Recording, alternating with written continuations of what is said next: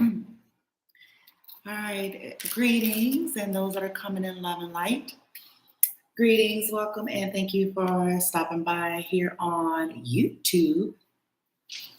YouTube Live, if you happen to be logging in live this magical Monday. Those that are coming in good energy, greetings, welcome, and thank you. Funny thing is, like I told y'all, I do have karmics that are watching and talking, and every time I come on live, there is someone that immediately logs on, and then they log off. And so it's just a confirmation collective, you all out there that are social media content creators on some kind of a healing ascension journey, and you can be creating whatever it is you do have these cyber stalkers and trolls, dark witches, warlocks, weirdos, whatever you want to call them, and not weirdo in a good way. People who do weird nigga bitch shit, right? That's my phrase that I use a lot, nigga bitch. Weird nigga bitch shit, right? Because they're too busy watching you to be somewhere doing them. They're too busy waiting for you to be somewhere doing them. Now, today is going to be a short share on relationships. In this case, I'm going to share a couple from women. I have been sharing from men. I'm trying to mix it up. And once again, I want to say, I don't know these people's lives. I know I got people responding for me sharing Derek Jackson, you know what I'm saying, and whomever, right? Listen, I don't know these individuals, okay? That's the name of the game in the world that we live in today, collective. We don't know these people. They can have great content. And so if you're curious about me, I don't need to have ran a background check on people to be able to sift through relevant information. Okay? My thing is we just all need to be careful not to be super fanning on people or just assuming that because they're teaching it, because they're presenting it, that they're necessarily living it. Okay, that's where we need to be careful, right? But if we ourselves are applying things, that's really all that matters. If somebody is sharing information, it's relevant, it's high vibrational, and you are applying it accordingly, at the end of the day, that's all that matters, right? Whether or not these people are up to snuff or not. But let me go ahead and get into the share. So today I'm going to be sharing from women. And this is a woman that is sharing how she was fucked up, okay? She's like telling, it's very short, but if you catch what she's saying, it's just proving that, you know, first and foremost, men and women alike can both be toxic. But another thing is, like, if you all were to see her, like, she's a beautiful woman. And people sometimes assume that if the person is like super physically attractive, then it means that they don't be doing crazy shit. So when I saw this, I was like, oh shit. All right. You know what I'm saying? Because people, those assumptions, like they feel like, y'all know how we are. We have our perceptions. Okay, to us, if someone is not conventionally handsome or beautiful, they're the ones that are likely to be doing some weird nigga bitch shit. But that's not altogether true. You know, the rationale behind that is, well, they can get anybody they want, right? That's the rationale. They can get anybody that they want, so they don't really have a need to be acting up. But see, again, mental stability and maturity has nothing to do with all those things. People could be all of that and be still crazy. It's what I've been talking about, hell, for the last year. Okay. And this is why people be getting fucked up, because they be like, no, shit, they ain't got to do all that. They handsome, they fine, they, you know what I'm saying? Whoop-de-whoop. So let's play. If you brought my ex on your friend, he would tell you I was HLL. I was with all big smoke. Bought an extra phone, hid it in the car as a tracker, did it. Merged our phone numbers to get all his text messages, did it. And that is just the tip of the iceberg. I was with the shits, okay? And I am absolutely not proud of that. That was 6-7 years ago. You know what I'm saying? These are things I wouldn't even think about doing now because I don't allow certain type of energies in the space. But I'm saying that to tell you that my mindset is not perfect. I am not your dream girl. I have been working on myself. I have been figuring out what made me think it was even okay to be in that type of relationship. And the honest answer is, I grew up seeing toxic relationships, but I'm like, oh, he still wants her after she did all that crazy stuff? I gotta find somebody who wants to do that. Absolutely not. Boom. It's very short, but she's saying to say that this woman is beautiful. She's physically beautiful, okay, in a conventional sense. And I'm saying this because we all have our opinions, right? And we kind of be like, yeah, this is probably somebody, boom, boom, bitch. You know what I'm saying? They be like, nah, my nigga, she's a physically, conventionally beautiful woman. And she's admitting that, yeah, she had bought an extra phone and put it in her dude's car, hid it. Did y'all hear me? She hid it as a tracking device on his ass. And she said that she merged I guess they shared on the phone plan or something. So shit. She said she merged their phone numbers, okay, so that she can have access to all of his text messages.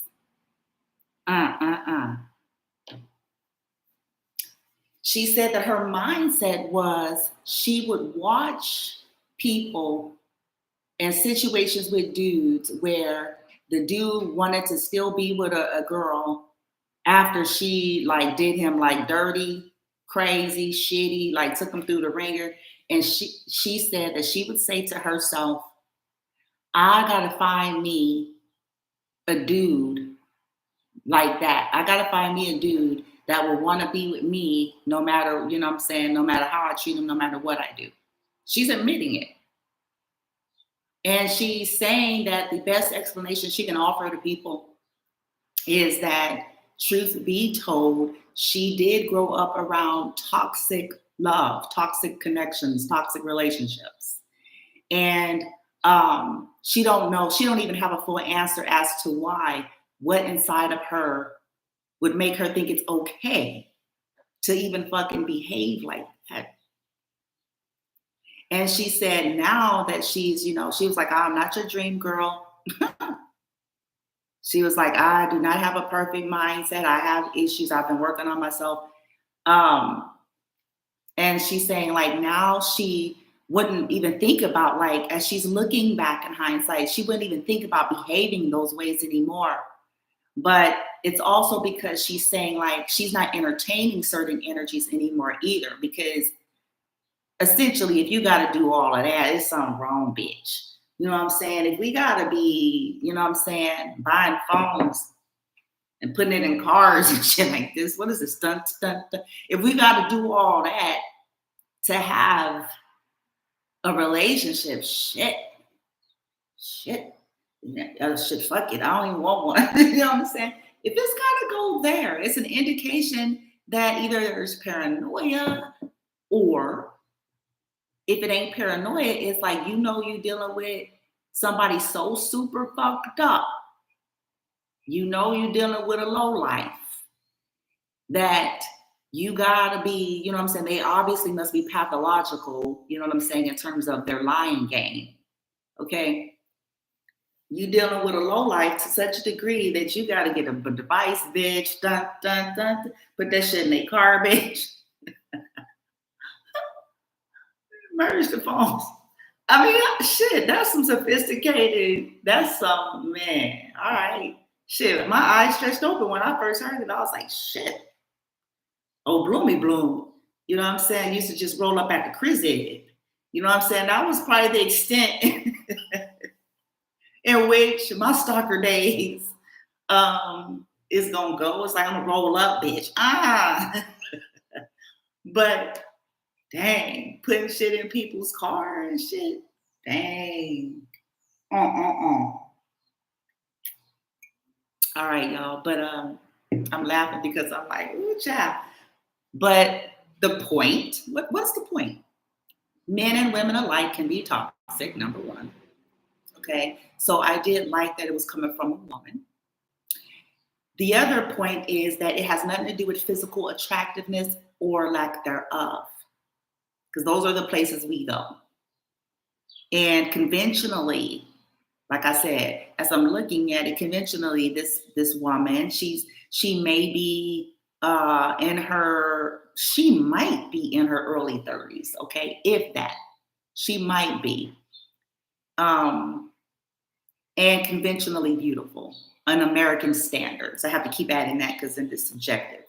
But based on the society and culture. So if she's all this, like one would argue, why would she even, she can have anybody she wants, right? Isn't that the argument? She can have anybody she wants, then there's no reason for her to reduce herself to behaving like that. But when we're, again, whether we're a man or a woman or not, again, when we're not mature or well, or we have a lot of trauma or toxic conditioning that we're not dealing with, it does not matter. Okay, let me get another share here from a woman, since I've been sharing from men. So bear with me. All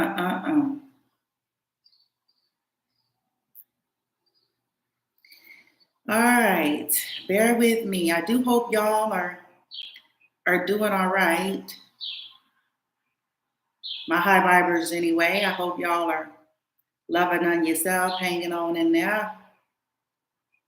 Okay, so maybe that's going to be the only share. Wait.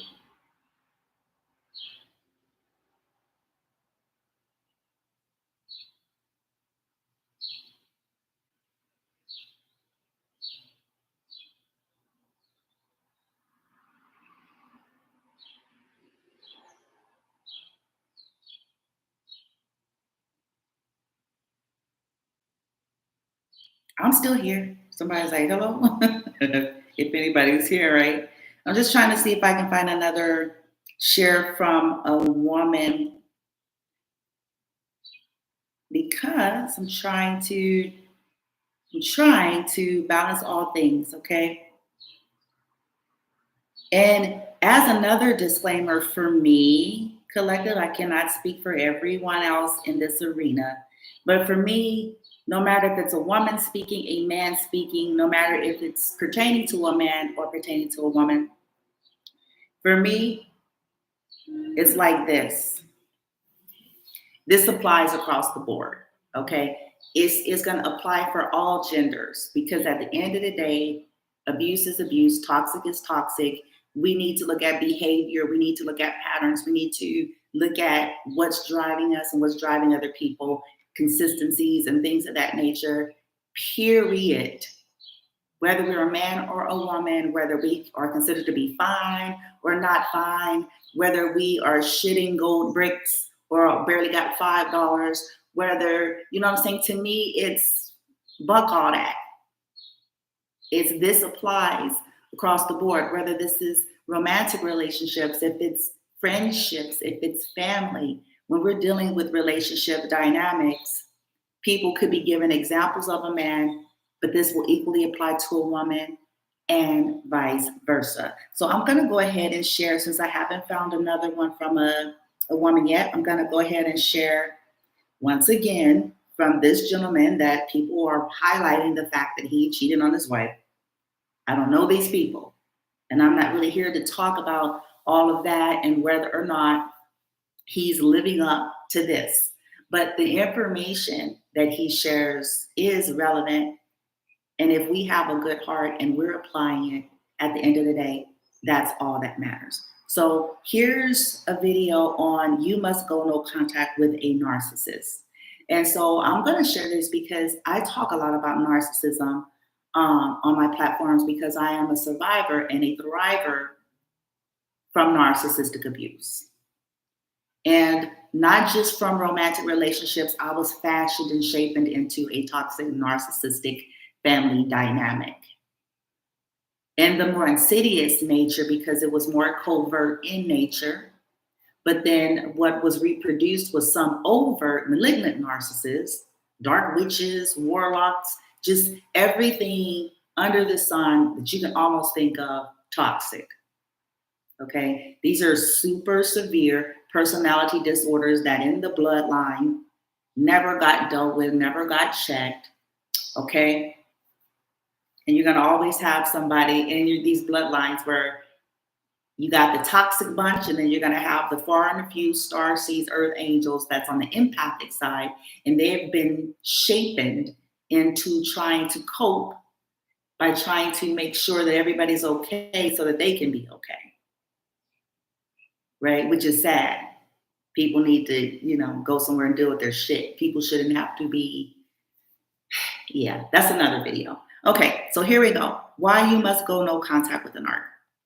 Liminals know nothing. You don't go no contact because you're trying to teach him a lesson. You go no contact because you finally learned yours. Mm-hmm. I don't know who needs to hear this, but no contact, leaving somebody alone, not turning back, that's not about teaching somebody a lesson. Because if they were worth being in your life and learning a lesson, if there was any type of hope, there would have been no point in the relationship. Y'all just would have went through some conflict resolution and worked things out. But whenever you finally decide, or at least you get the courage to, because sometimes you make a decision and you don't have the capacity to execute it. But when you finally decide to go no contact with that person that was bad for you, that tried to ruin you, that's not about teaching them a lesson. That just means you finally learned yours. And let me just say this also. There's a difference between a relationship ending because you know what? Y'all weren't right for each other. You're incompatible. That hurts. Nobody likes that, but that's one thing, okay? Don't mean that the man was bad. He's a narcissist. He's a monster. No. Sometimes two people just aren't right for each other, and that's okay. But there's a difference between that and whenever you end up in a relationship with somebody who tried to ruin you, somebody who did everything to earn your love just so they could try to break your heart. Somebody who's so malicious, they care not how much you cried, how much you begged, how much you were willing to compromise, and to a point where it wasn't even compromising no more. You were just self-sacrificing and calling it compromise. All of the peace that you had internally, you were willing to sacrifice to try to keep peace with them, and they still didn't appreciate it. There's a difference between, gosh, this didn't work out, and then this person really trying to break you, like on a spiritual level, to where you couldn't even believe, not only in yourself, but in the ability to love again. Like, it just doesn't exist. Like, when a person comes into your life and tries to cause that much damage, you must go no contact. I was just telling myself, Crown VIP member this, and she asked all these questions. One of them was, can you go back to being friends with your ex?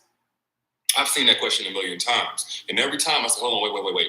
You might be able to, but what type of relationship was it? We have to qualify. We can't just ask these simple questions. Can you go back to being friends with your ex? Sure, I see people do it all the time, but what type of ex was he?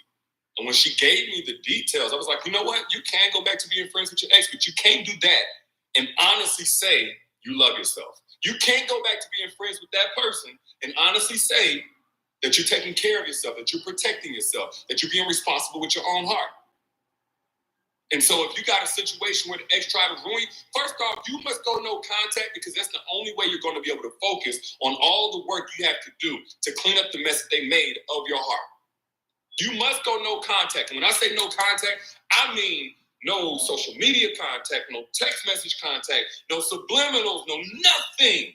No contact, no text message, no happy birthday, no Christmas, nothing. If you so happen to see them, you go the other way. Tell them to go the other way. If they're not trying to listen, you call them, like whatever it takes, no contact. You have to have that space to focus. And it's hard to focus because if you're going to continue to engage in any type of dialogue with that person, your mind is going to want to evaluate what they're saying, how they're behaving, what kind of indirect things, what they're up to now. It's going to keep you invested, right? That's just how the mind works. Even if they're good for you, bad for you, ugly for you, they were familiar to you. So naturally, there's some level of attachment that still needs to break even after the relationship ends, unless you mentally checked out long before. But But if it's a type of situation where you're having to rebuild your heart, more than likely, that's not the case. Okay? If you didn't have to rebuild your heart, we're talking a whole different thing. But you need that time to focus. Also, as you are focusing, what you're focusing on, you're healing. The less triggers you have immediately after being heartbroken, the more healing you can do. And let me be very realistic with you guys. There's only so much healing you're going to do while you're single. A lot of people think they do their complete healing because the dust settles. They're no longer, they're good. No, there are some things that are going to be dormant until another person tries to love you. But if you don't handle that space immediately after the heartbreak correctly, if you don't do it responsibly, if you don't go no contact with the same person that tried to break you so you can do it responsibly, by the next time that your blessing actually comes, you won't be ready to finish that process. Right. You won't be ready to encounter those things, to have those things awaken in you that can only be awakened by somebody you care about, that you're trying to get vulnerable to. You won't be ready to encounter them the right way so that you can just push on forward, keep it on moving, and progress on through to the end of the healing stage and live happily ever after. You won't be able to. You have to go no contact to allow those triggers to subside. Otherwise, you're going to continue to go backwards in triggers and in rumination. And probably even worse than the damage. Another reason why you must go no contact is because it reduces the chances of you following your heart. And I know that's counterintuitive to a lot of people's advice. Follow your heart. Do not follow your heart. Not in this case. Especially if your heart is broken. When it comes to relationships, you do not follow your heart. First off, if it parts from your standards. There it is. If your heart parts from your standards, and it can. Because the heart is dumb. That's why God gave us a mind. The heart is dumb. It's just going by emotion and familiarity. The heart is dumb. The heart will break itself over and over again. I don't know if I believe all of that, but I see where he's going. So the moment that your heart says, I'm going to go this way, meanwhile your standards are this way, which is more than likely why you even stayed in a relationship as long as you did, because your heart was with him, but you noticed that your standards was far from how he was showing up in the relationship, from the respect that he was giving you, the way that he talked to you, the priority that he gave to the relationship, his consistency. Your standards was over here, but he was over here, and your heart was still. Anytime that happens, follow the standards. Follow your mind. It's going to protect your heart. That's what the mind was given to us for. But when your heart is broken, what it's going to be looking for is soothing and comfort. And it's going to find that in familiarity. That's why we find ourselves going back to the person that hurt us over and over again. It ain't because our mind is at work, it's because our heart, we're following our heart. So you need no contact so that your heartstrings can't be pulled on anymore. Again, after a breakup, you still have some attachment to break. You still have some strings to cut, some things to tie up. If he's still able to pull on those heartstrings, you're more likely to follow your heart right back into the destruction that got you in a situation to begin with. Another reason why you need to go no contact after dealing with a damaging, manipulative, hurtful, betraying ex is because it allows that process of realizing that life goes on to speed up. Yeah. That's what you're trying to teach your central nervous system. That's what you're trying to teach your mind. Yes. And the time that you got in a relationship with that person, you learned life a certain way.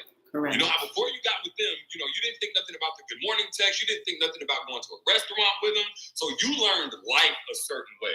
Correct. And what has to happen after you break up is you have to relearn life again without those messages, without those calls, without those check-ins, without that financial support, whatever it was that was a regular or a constant thing with them, that became your way of life, and now you have to unlearn that and relearn something else. You can't do that if you're still engaging with them. I know it feels good. I know it feels good to know that they're thinking about you, even though they didn't think enough to protect your heart relationship. I know. Ain't no shaming over here. It's just what it is. But if you're going to move forward out of that, you have to be willing to let that go. And the faster that you let that go, the more clean you cut all strings, the faster your mind can adjust to this new normal. That's much better, more than likely. And last thing I'm going to say on why you must go no contact. If your ex tried to ruin you, tried to break you, damaged you without a single lick of consciousness about damaging you, is because their presence caused that type of turmoil in your life. Yep. Their absence can only be an upgrade. Whoa. And in their absence, you will allow the right person for you to now come in and love you the way that you need to be loved. If their presence did that much damage, their absence can only be an upgrade. You sitting there thinking, oh, we can just be friends. You need trust for friendship too. You sure do for legit friends. Yes, that's what I'm talking about. So create 100% absence so you can create space for a man that actually deserves you. A king can't bring nothing to the table if your plate is full with BS. Anybody hear me? Vice versa. I'm yelling because I'm passionate. I'm passionate. And just like the young lady who even inspired this message, I see so many brothers who got it together. Y'all may see my story right now. Y'all think I'm just talking? Look at my story whenever you get a chance.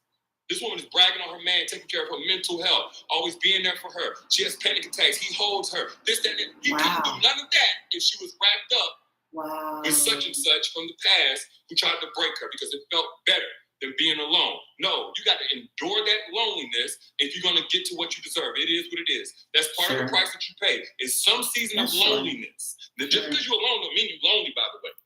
But you may have to pass through that loneliness temporarily in order to make room for that man that deserves you. An evolved man who has done the work on himself. And what I found is that a lot of evolved men can't find the women who are equally yoked with them. And then I look in the comments like right now. Well, that's another video. I'm not going to go here. That's another video. Get it? Where are these good men at? They're waiting for you to use the strategies to attract them into your life. Women have always held the power, by the way. Oh, men are supposed to be the initiator. Men are supposed to be the pursuers. They can't pursue what they don't see. And some of y'all are so good at breaking this thing. You don't know how to stand out to an evolved man.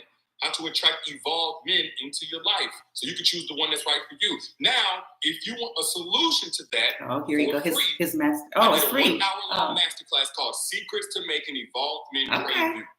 And it's and you still gotta apply this shit, bitch. By my page, all right, let me pause it. Anyway, y'all know me. This shit. It goes both ways, okay? So please understand, for me, this is not biased information, okay? This applies if he's talking about why we must go no contact with a narc. So whether this is a woman or a man, whether this is romantic or not, because he's like putting it across the board, okay? People who intentionally try to ruin you, okay? I love that he's highlighting all these things. It's like, this is like, what the hell? Like once we really start thinking about it, then it starts to click, and it takes time to get there because we're used to this shit. We're used to the trauma body. We're used to the toxicity. We're used to, this back and forth, these chemicals, that go off with trauma bonding. We're just, a lot of us, most of us, to be quite frank, most of us, okay, because that's the culture. That is the culture. That is the Reedi's, society in which, as we know it, dysfunctionality, toxic relationships, settling, all sorts of things. Okay, and where behind the scene, motherfuckers don't like each other. They got separate beds. Y'all know what I'm talking about.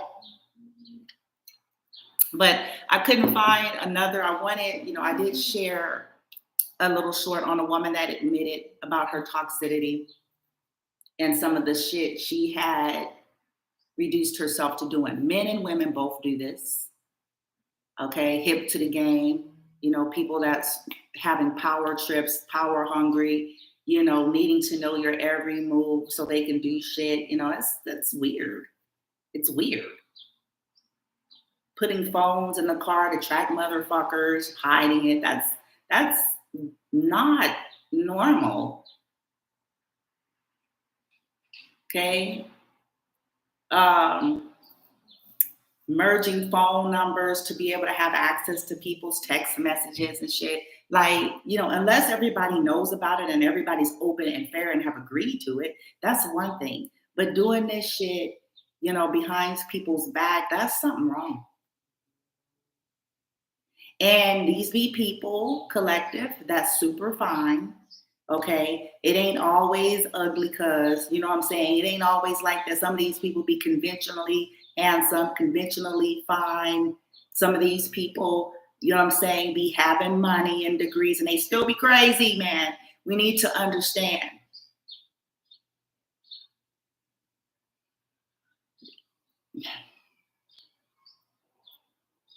due to the lack of dealing with issues. Fineness is not going to erase underlining things that have always been there. Okay? Because people's rationale that's too logical. Oh, he's so handsome. He can have anybody he wants. What reason would he have to stalk somebody or reduce himself, you know what I'm saying, to acting that way? Or she's so fine. She can have anybody, you know what I'm saying? What reason they can, you know, this is not about reason. It's not about rationale.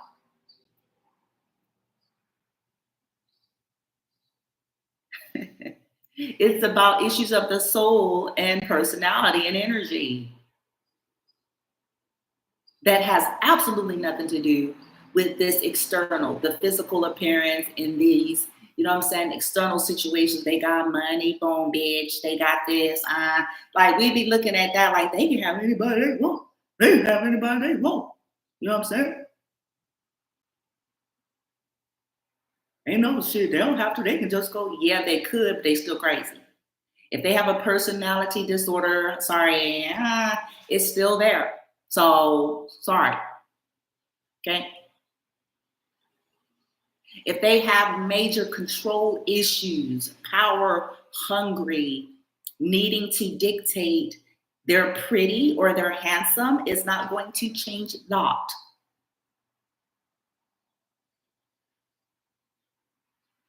It's only gonna heighten it, actually.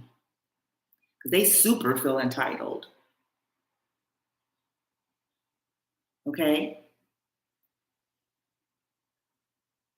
Their money, all of that shit, it doesn't change that, okay? Any and anyone is subject. Unwell is unwell. Imbalance is imbalance. Right?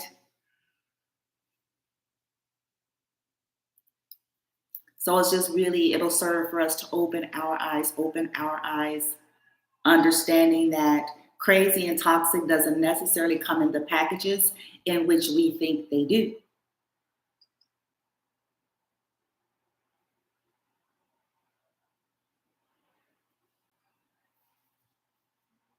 Sometimes it ends up being the opposite of what our perception and conditioning has dictated.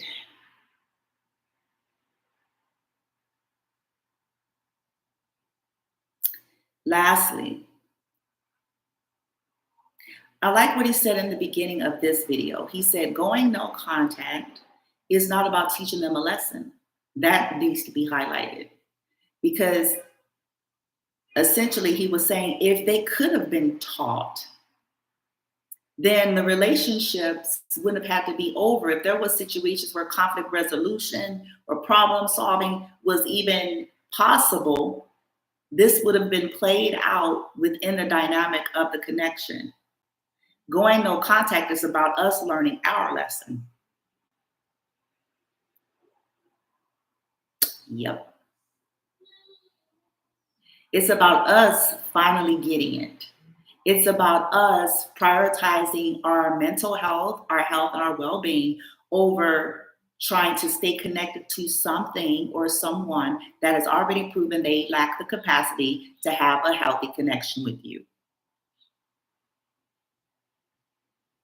People that have already shown that they don't have the capacity to be legit, people that have already shown they don't have the capacity to show up in honesty and transparency, people that have already shown they do not have the capacity to be accountable to their own personal fuckery, people that have shown that they were trying to ruin you purposefully, they were trying to crazy make you. The no contact is about us learning the lesson that these motherfuckers is crazy. Call it what you wish.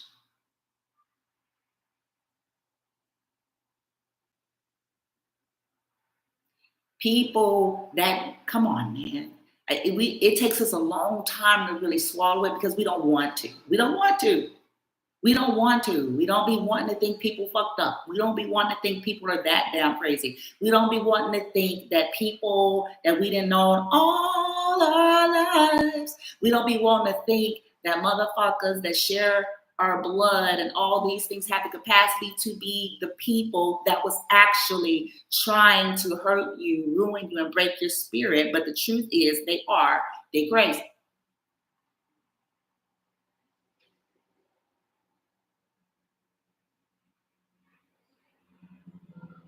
They were, and we need to get it. Now, I had a thought as I was listening to the gentleman here, and it really made me think about something when he was talking about we need to get to the place of being able to go on contact, cut it off, boom. And as I was listening to that, I was thinking about another population, okay? So we're talking about narcissists, right? I just saw today in my feed a narcissistic specialist talking about the difference between narcissism and autism and why it's different. Okay. Now this part's a little sad to me because I really believe that there's a lot of narcissists out there, predatory, preying on people that are autistic. Yes. Whether this is autism, Asperger's, or a milder, because, those are a spectrum as well. Okay. Some high functioning autistics, are very functional. Not all of them are to the same severity. Not all of them have the same diagnoses. You know what I'm saying? And what I find sad in these situations, I think that because with autistics, they like structure and familiarity. We all do, but they do super do. Like they super can't fucking, hardly handle any deviation from what they just, boom, this is it. Dun, dun, dun, dun, dun, dun, dun, dun. Like it flips them out. Okay. So what's sad is these malignant, toxic, super fucked up motherfuckers that's got severe personality disorders themselves, but then they go and take advantage of those who have like maybe a mild version of autism or Asperger's, and the trauma bonding in these situations are even more severe because of the way the autistic or the Asperger's persons, the way they are wired. Okay. So I wanted to add that like this part is super sad. This part, I'm gonna ask my team. I want to be on the team of get these sons of bitches. I don't know what to call the team, bitch, but I want to be on the team, bitch. I want to be on an energetic team, bitch. That's get these sorry cunts, man.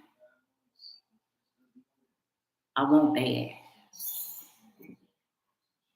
How dare they play on these? This is the energy I be talking about, playing on vulnerable populations and demographics. Want their ass. I ain't going nowhere. I'm asking my team, put me on the team. Shit, sign me up. What I gotta do, bitch? But I digress.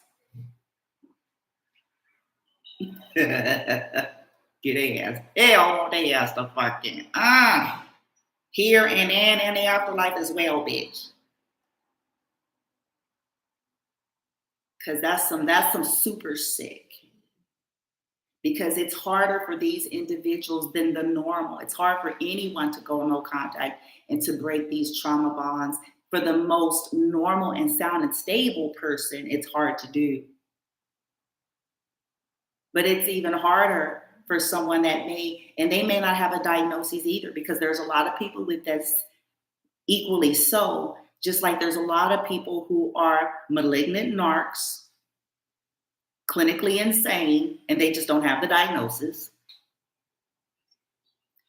And there are also people who are having a spectrum of autism or Asperger's, and they're not diagnosed, because the older we are, the less likely we got a diagnosis. It's the younger generations that's getting, having access to all this information and stuff. But the older we are, the more likely, bitch, especially if it wasn't severe enough, the motherfuckers, okay? The doctors didn't look at you. And for some of us, our parents were too fucking preoccupied anyway.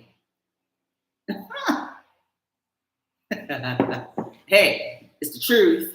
I know people's like, damn, well, it's the truth. And sometimes the truth stings.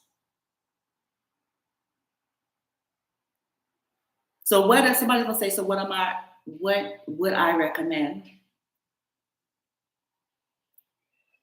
I recommend, if you're suspecting, first and foremost, if you're suspecting that you may be on the spectrum of autism or Asperger's, first and foremost, no, there should be no shame. Work on that, okay? But seek out any kind of support in the ways in which you can. Seek out professional help, or however you do it to, where you're suspecting this about yourself so that you can get yourself out of unhealthy situations. Okay? Get out of, being in abusive dynamics, people that are energy harvesting off of you, but abusing you. And because that your brain is wired a certain way, it's harder for you to deal with that. So I recommend that you all seek out all of the help. Take care of yourself, self-love, anything you can to empower you to get yourself out of the situation so that you can begin to heal. Okay? Now, just on a grander scale, what am I recommending? I'm recommending the same thing that the brother is saying here.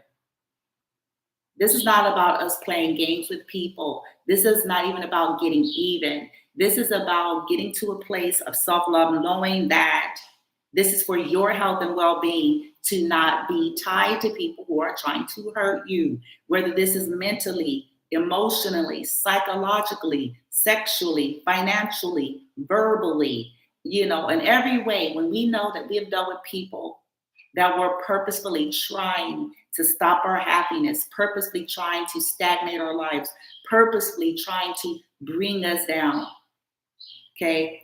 It's obvious that something's not right with these people. We don't need them to have no clinical diagnosis. We don't need all these things. Malignant people, pathological people are going to always try to convince you to question your reality. It's called gaslighting, because they don't want to own up to the fact that they're being toxic to you. They do not want to own up to the fact that, yes, they meant you harm. They do not want to own up to the fact that they were doing shit to you and your children in your life. And so they're going to try to crazy make you. But you just have to get to the place of being able to accept the realities and learn your perspective lesson. And this is so that you can make room, like you said, for better energies that are going to come in later in life to help finish the process, right?